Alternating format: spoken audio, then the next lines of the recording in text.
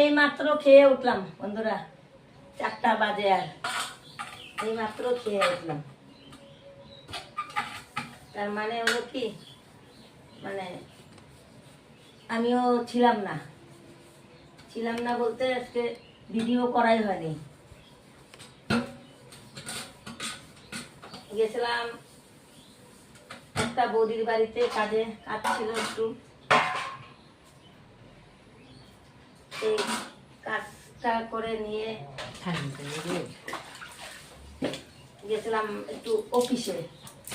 তারপরে অফিসের কাজের থেকে এসে তারপরে পার্লারে গেছি, পার্লার থেকে আসছি, এসে তারপরে স্নান করছি। এই যে পার্লারে চুল কেটে এসছি,